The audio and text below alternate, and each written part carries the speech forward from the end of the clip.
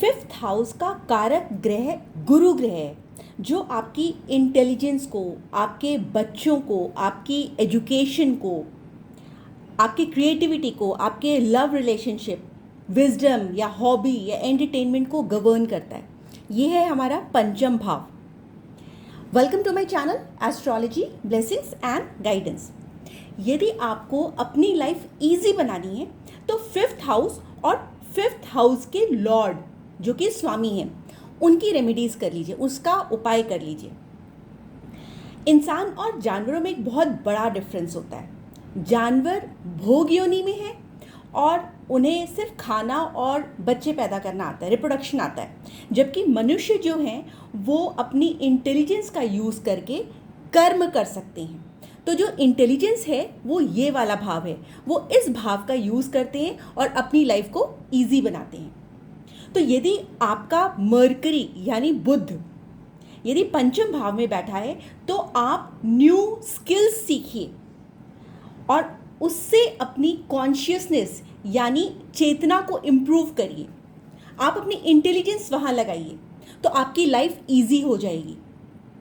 यदि आपका यहाँ पर मंगल ग्रह बैठा हुआ है, मंगल फिफ्थ हाउस में कहता है कि आप अपना पसीना बहाइए। फिजिकली जितने ज़्यादा एक्टिव होंगे आप, उतना ब्रेन आपका अटेंटिव होगा, आप अपनी लाइफ को एंजॉय कर सकेंगे। जब आप पसीना बहाएंगे ना तो आपको माइंड में न्यू आइडियाज़ आएंगे और वो आइडियाज़ आपकी हॉबी में कन्वर्ट होंगे।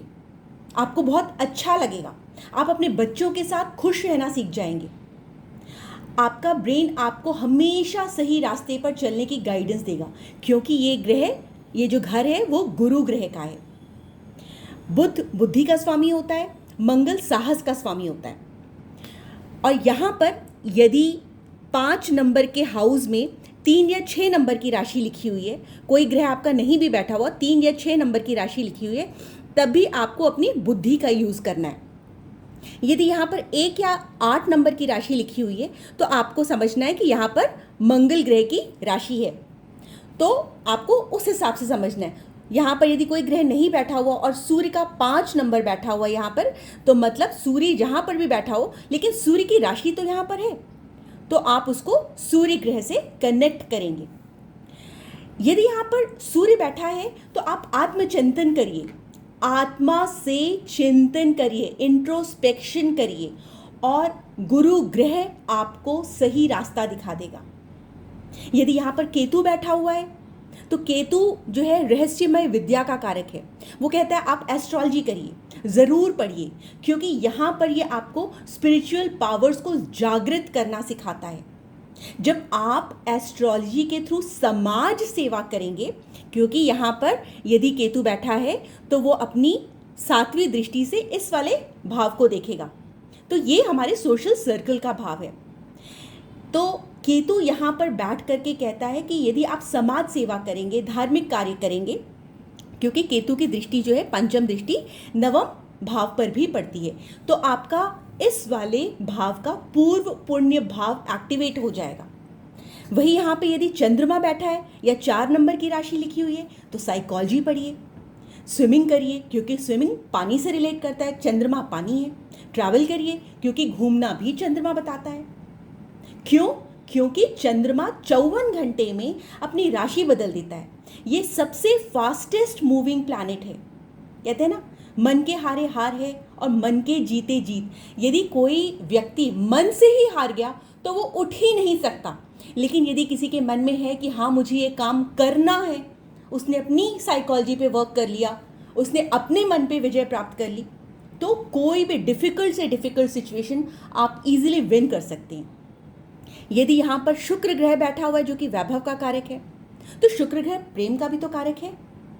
यदि यहाँ पर आपका शुक्र ग्रह या 2 या 7 नंबर की राशि बैठी हुई है तो आप अनकंडीशनल लव करिए, किसी को प्यार करिए। तो ये मत करिए कि मैंने तेरे लिए ये किया तो तू मेरे लिए ये कर। अनकंडीशनल लव, वो चाहे कुछ भी करे, आपको उस व्यक्ति से प्यार है, समर्पण की भावना रखिए। तो यदि आपको आपकी प्रेमिका या कोई ऐसा सब्जेक्ट पसंद है जो वीनस से रिलेटेड है, आर्ट्स, फाइन आर्ट्स या जिस भी चीज़ में बहुत ज़्यादा आपको डिटेल्स में जाकर के पढ़ना पड़ता है, तो वो आपका शुक्र ग्रह का संकेत होगा। यदि यहाँ पे राहु बैठ जाता है तो राहु को अटेंशन पाना बहुत पसंद है। राहु के पास सिर वाला एरिया होता है, जबकि केतु के पास धड़ वाला एरिया होता है। राहु बहुत अच्छा ऑब्जर्वर है। जिस एरिया में आपकी अटेंशन जा रही है उस एरिया में आप अपनी अनलिमिटेड एनर्जी लगा देंगे। So you have to be very careful while dealing with this house if Rahu is sitting here. Rahu is your mobile phone also. तो यदि आप किसी व्यक्ति से मोबाइल फ़ोन पर घंटों बात करते हैं तो आप ऑब्जर्व करिए, क्या वो व्यक्ति मेरे साथ पॉजिटिव एनर्जी शेयर कर रहा है या नेगेटिव एनर्जी शेयर कर रहा है। क्योंकि आप टेलीपैथी के थ्रू इवन यदि किसी को याद भी कर लेते हैं, you are exchanging energy. So you have to utilize this house if Rahu is sitting here very positively. यदि यहाँ पर गुरु ग्रह बैठा हुआ है तो ये गुरु का ही घर है। सही गुरु इस घर में आपको बहुत अच्छी गाइडेंस देगा। तो यदि आप इंटेलिजेंस और विजडम दूसरों के साथ शेयर करते हैं, if you are excellent teacher, mentor, तो आपको पास्ट लाइफ के अच्छे कर्म जागृत करने में बिल्कुल भी दिक्कत नहीं होगी। गुरु ग्रह की कौन सी राशि है? 9 नंबर या फिर 12 नंबर। यदि यहाँ पर शनि बैठा है तो शनि की राशि होगी 10 या 11, या शनि यहाँ पे खुद बैठा हुआ है। तो you have to learn time management. It is discipline also, it is studying ancient subjects also. आप आर्कियोलॉजी पढ़िए, हिस्ट्री पढ़िए, ये जो है सैटर्न रिलेटेड सब्जेक्ट्स हैं। यदि आप ये सब्जेक्ट्स पढ़ेंगे तो आपको बहुत इंटरेस्ट आएगा।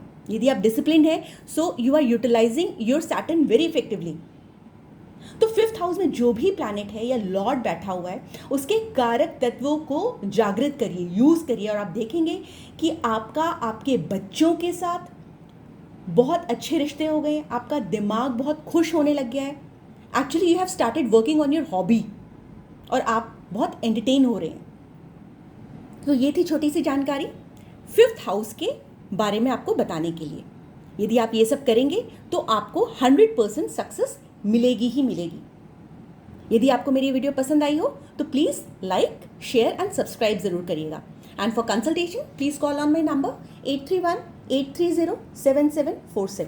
Thank you so much for watching.